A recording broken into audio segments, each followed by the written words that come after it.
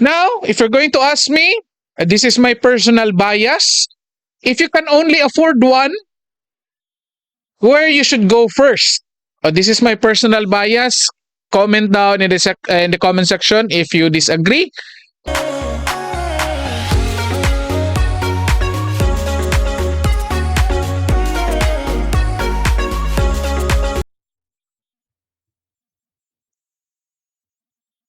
Okay, good day everyone. And this is Philip. Welcome back again to my channel, Psychology and Social Issues.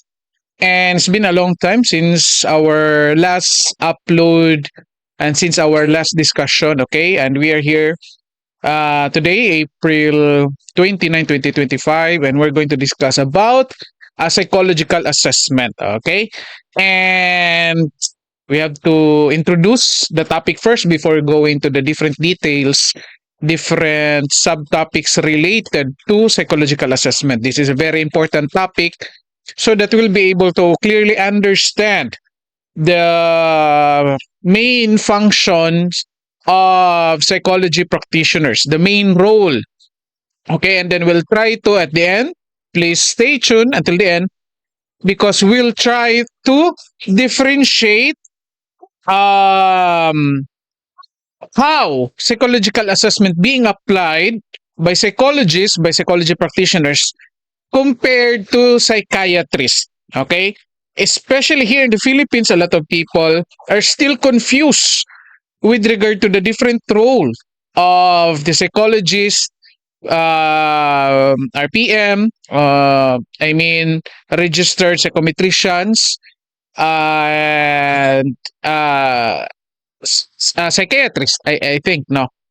So we'll see, and we'll try to differentiate, and hopefully you get to understand, and eventually, at the end of the day, at the end of this video, you'll get to take a proper action in cases you encountered or you experienced or one of your family members needs to have psychological assessment. Okay? So I'm going to share to you now my video. Not video, sorry. Ah, sorry, it's what I have here is a PowerPoint. Okay? I'm going to share to you. By the way, before we'll start the discussion, please do like and share this video, especially for those interested in learning psychology, for those students enrolling psychology, and then for those parents, especially who would like to understand or who are confused about their behaviors, about the behavior of their kids and other family members, so that they will be oriented on what to do. Okay, if they believe that one of their family members have psychological issues to address. Okay, so let's start. Okay, so again, this is psychological assessment. We need to understand what is psychological assessment, then eventually differentiate this one with testing and how it is being applied. Okay, so psychological testing and assessment in psychology before, or in the curriculum of psychology, before it was revised, I forgot the year, it was termed as psychological testing. The subject title, psychological testing. And now, the current subject title for this one is psychological testing and assessment, because in psychological assessment, testing is just part of it. So it's focused more on psychological assessment in the entire subject matter. Now, what is psychological assessment? It is the gathering and integration of psychology-related data for the purpose of making a psychological evaluation that is accomplished through the use of tools such as tests, interviews, case studies, behavioral observation. Behavioral observation. Ayan. And especially designed apparatuses and measurement procedures. So again, take note of the definition. There's no need for you to really memorize, but you have to understand it properly. Understand its main idea, especially on the statement or the phrase psychology, gathering and integration, meaning you collect informations and interpret holistically. That's the main point of psychological assessment. Psychology related data. When you study psychology, you get to understand what are these kind of data.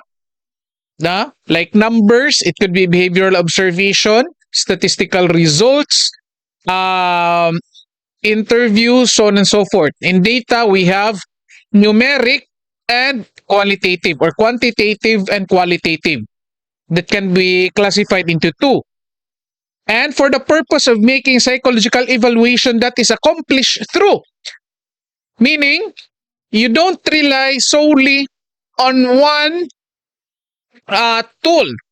Okay?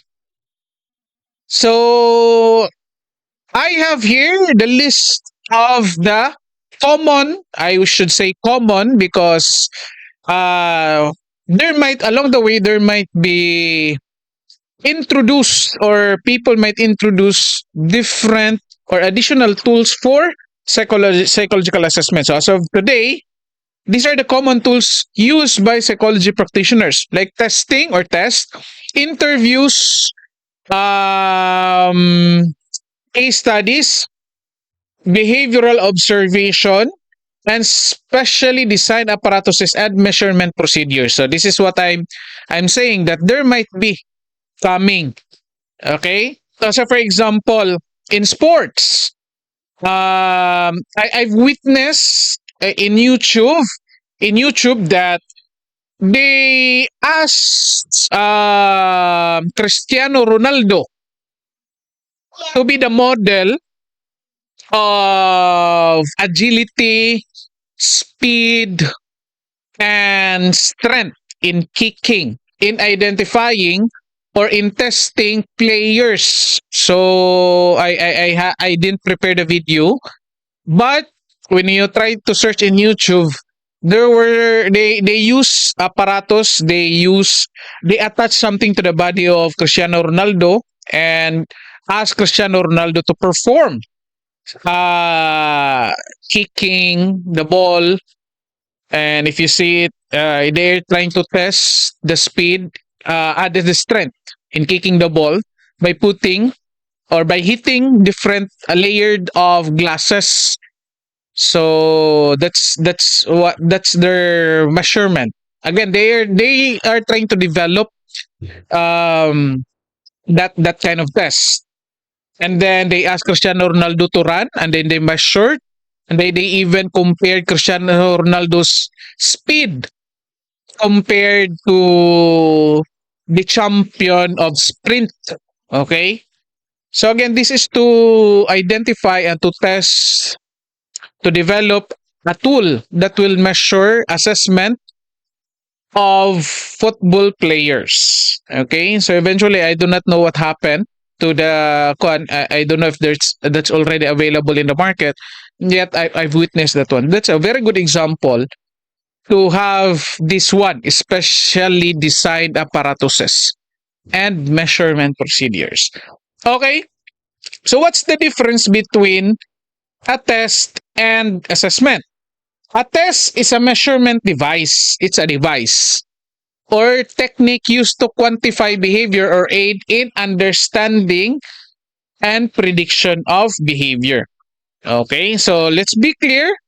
A test is just a measurement device. It means that it can be under a tool for psychological assessment. It is a device to get an information, usually quantity or numbers in nature, that you can use to predict future behavior.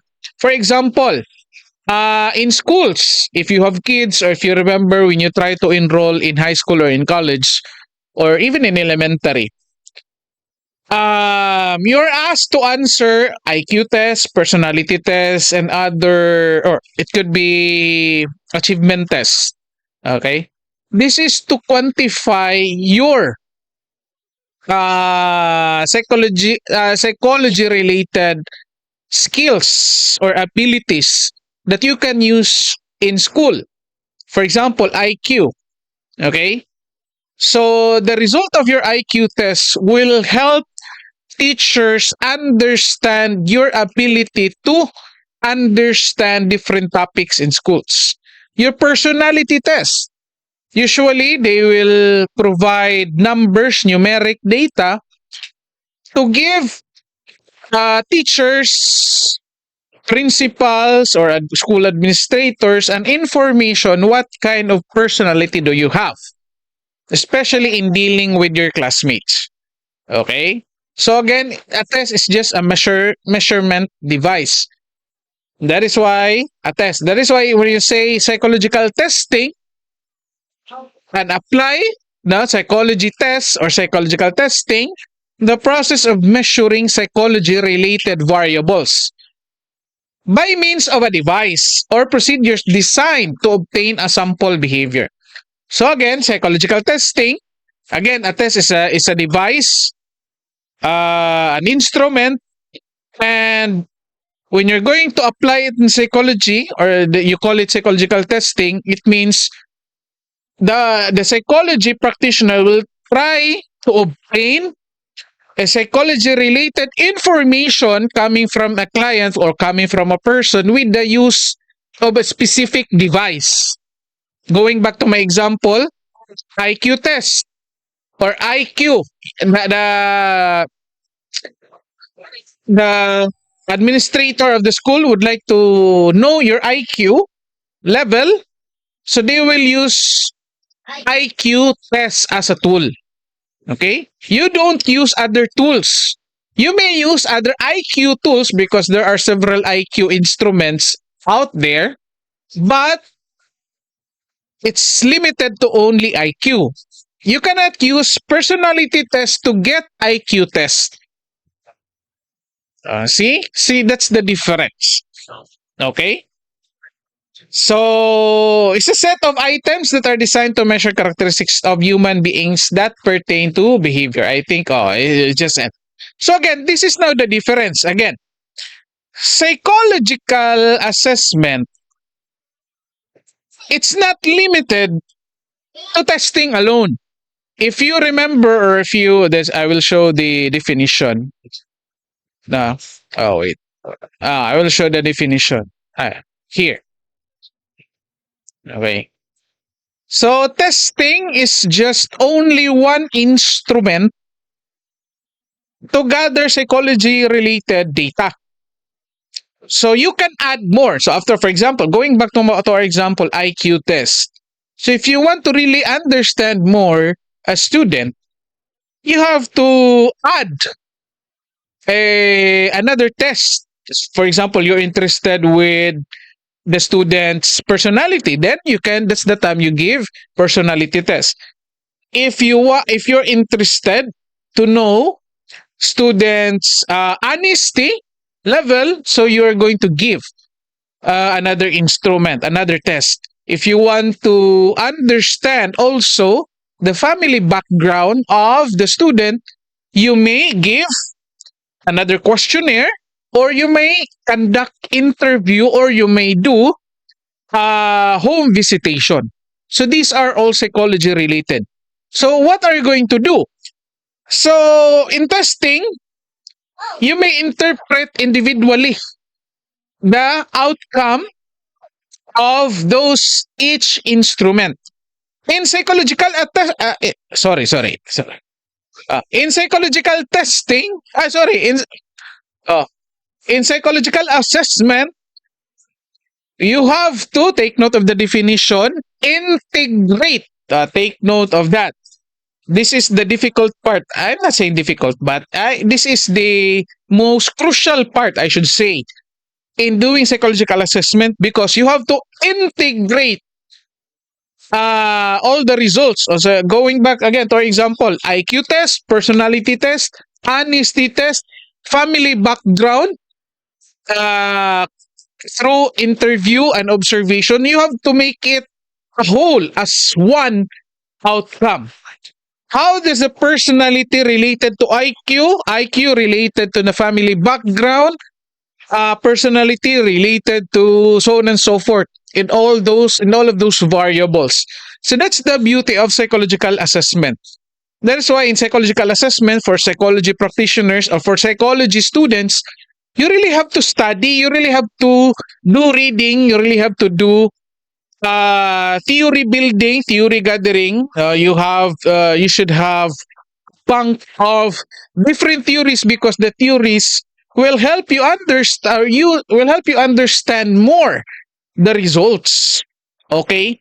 Now, what's the difference in terms of practice using psychological assessment compared to the use of the psychiatrist? By the way, I am not a psychiatrist. I might be wrong, but this is my personal observation and the common um, practices or in the common practices. Psychiatrists are doctors, are medical doctors in the first place.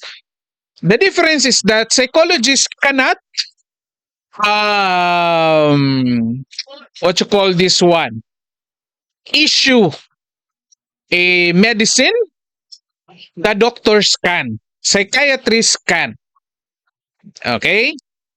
And in terms of study, I believe they have different fields, but in terms of years, I believe usually they do have the same. Um, but in terms of practice, based on my observation, psychiatrists they do not usually follow psychological assessment in thorough. Usually, they do observation, they do interview, but not really in toto. That's what I would say. Compared to psychology practitioners or the psychologists, usually they do further investigation or assessment to the client. And what is the expected outcome? So the expected outcome for a psychiatrist is to issue a medicine to address psychology related issues, okay, or behavioral issues. So basically, psychiatrist focuses more on the biological aspect of the individual, whereas psychology practitioners or psychologists, the main purpose of doing assessment is to come up with an intervention plan. Okay, since psychologists cannot provide medicine, they focuses more on the psychological aspect in general for the client. Okay? So, for psychiatrists, people can expect an immediate relief of the behavior because of the medicine. However, personally, I would say that is not a long term, I should say. For psychologists, you cannot expect an immediate effect of the intervention because the target is long term. Now, if you're going to ask me, where are you going if you think you need, if you think there's one of your family members needs to have a behavioral intervention, I would suggest you go to both. Okay? Do not, if you will go to psychiatrist, be sure you have to go to psychologist as well. Why? Because one focuses more on the biological issues of the person. The other one focuses more on psychology related issues or behavioral. Okay? Now, if you're going to ask me, this is my personal bias. If you can only afford one, where you should go first? This is my personal bias. comment down in the comment section if you disagree or agree. It's okay for me. You go to a psychologist. Again, that's my personal bias. I might be wrong, but again, um, the effect may be long term. The effect may take some time, but I can guarantee you the effect is long term compared to compared to having medications. Okay? O say for example, for example, you have headache, okay? Because you don't have proper nutrition, you're not sleeping properly, you lack sleep and everything, you're stressed in work. Okay? So you have say for example, you have hypertension, you have headache. These are illnesses. So you may go to the doctor and then immediately the doctor will give you medicine. You may have a relief for a moment, yet it's not totally addressing the main issue. The root cause of the issue. Okay? That is avoid stress, sleep properly, have proper nutrition. So you may survive by having medication yet continue doing what you're doing. Okay? But eventually, in the long run, you will not survive. Compared to having the same issue and then you're having medication at the same time you are also adjusting your stress level, you're sleeping properly, and then you're having the right nutrition. Okay, so it's better to have both. Okay, and again, to the question, where you should go first, if you think, or again, going back, if you think you're having hypertension, headache, because of stress, not having proper food, then you cannot afford a doctor, then adjust your stress level, your work, maybe you find another job, di ba? Find another job or sleep properly, have enough sleep or have proper diet. Okay? Okay? So, I believe if you have questions, you post it down. So I believe the video is longer now. So please do like and share the video, and then in our next topic related to psychological assessment, probably we're going to talk about the different tools and how are they going to use. Okay? So I hope you learned something from this video and see you in our next video. Okay? Thank you very much and see you.